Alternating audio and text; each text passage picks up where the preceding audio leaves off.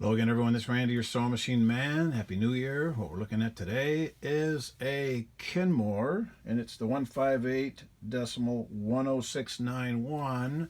And the reason we're looking at this particular little machine is because we have it set up to do some machine quilting, some freehand quilting, because I had a customer request this, had a YouTuber request this, so we're going to give it a whirl. Right off the bat, I'll tell you what you need to do it successfully. It's nice to have a machine with three things. It's nice to have a machine that has the release for your pressure. This controls how much downforce is on your fabric. And if you can release that, sometimes it's on a dial, sometimes it's on a rotating thing on top. Numbers up here, it'll say plus, minus, normal. But the back, top, side, sometimes you flip it open and there's a lever inside. Sometimes in here there's a little button that you push down or a lever you push down, apparatus that adds and subtracts the pressure. Whenever you're doing the free motion, you want to release it completely. So this goes all the way down for heavy stuff, about halfway for normal, and then release it, and then your presser bar is free floating.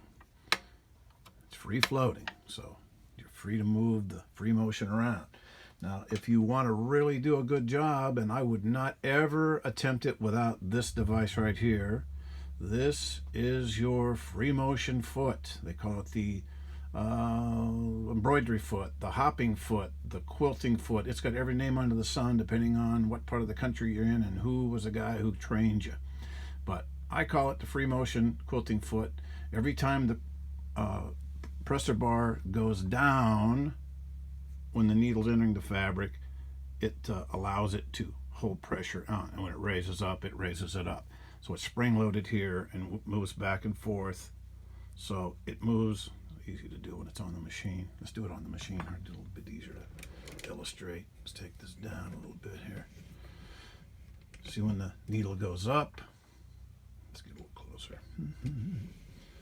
When the needle goes up, it raises up this apparatus here, which is here. You can see it raises it when it goes up, and then this goes up, and when it comes down, it holds the fabric in place.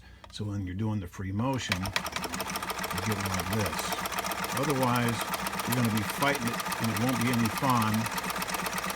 Now, a lot of machines have drop feeds. This particular machine does not have a drop feed, and the reason I chose this one because having a drop feed is really nice. A lot of the machines have the drop feed. It's going to be, the newer ones are in the back, okay?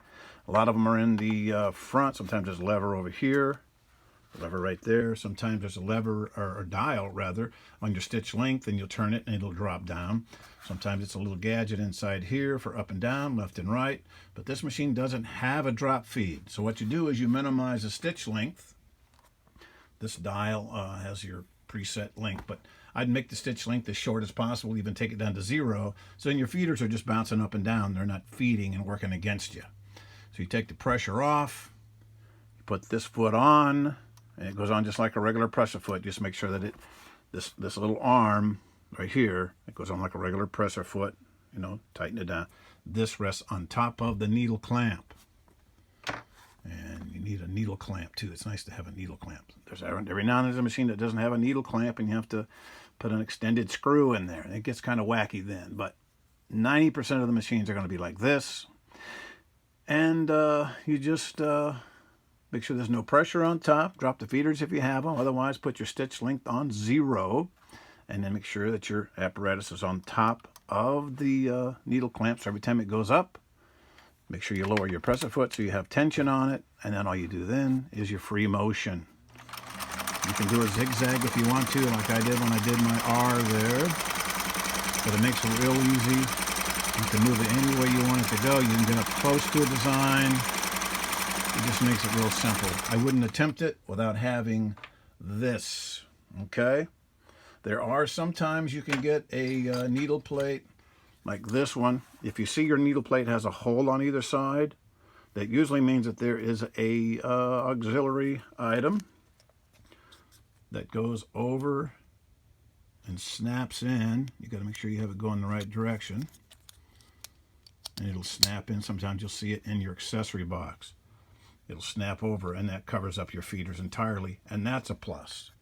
So you get these in all different kinds of configurations. They may look like this.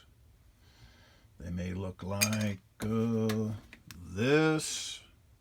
But if they have the little indentions on the side to go into your holes on your needle plate, it's going to be in your accessory box. And sometimes your presser foot, embroidery foot will look like this. Kind of a weird looking deal. It's plastic. You know, me and plastic, we get along not at all, because they break. Get a metal one with metal if you can. See that better like that. And sometimes they look like this with a nylon clamp and metal, and that's better than nothing. And then sometimes they even look like this weird looking dude. But if it comes in your accessory box, that's what it does. Spring loaded, so it'll bounce up and down. And always make sure before you start stitching that your needle is not hitting. When your presser foot's lifted up, it'll be a close call. So when your presser foot's up, you don't want to move your needle around and hit that. But when it's down, make sure your needle's centered so you can do all your motions around and don't have a problem. Okay, I pulled this little single dial Kenmore out of here, this 158-10691. The reason I yanked it out, because it needed to be serviced. I got it from Goodwill.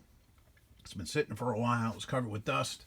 And of course, I used to buy a bunch of them from Goodwill, but got to the point where I would order a machine like this, pay a good price for it, and it would be pristine in the pictures.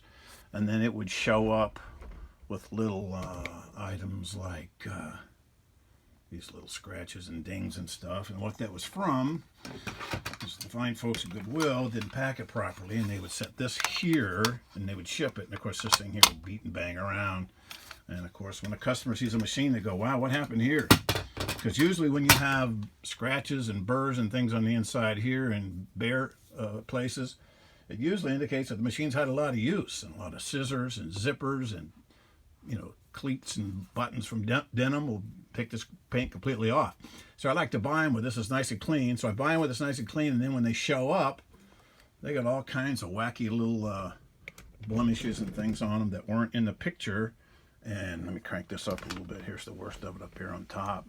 You know, I like to present a nice machine, and I don't want to be repainting them and all that. So again, it's got a little blemish right there, and that's from where it was banging around in the shipping. And I give them shipping instructions, and sometimes they're real good about it, more often than not. But on that rare occasion when they don't, we get one that's a little bit banged up. So thread it like you normally do. Put your regular bobbin in. Put this foot on. Release the pressure on top. Drop the feeders if you have them. Cover them if you have them. Stitch length on 0 if you don't have any way to drop your feeders. Make sure you have this foot. Order this guy. Sewing Parts online, Sewing Parts Plus, Amazon, eBay. You'll find these around. Find out what they're calling it. Embroidery foot, hopping foot, you know, quilting foot, whatever they want to call it. Order it, get it, do some real nice free motion quilting. And just no matter what machine you have, it'll be okay. But you can get you a good old Kenmore 158 and you'll be rocking.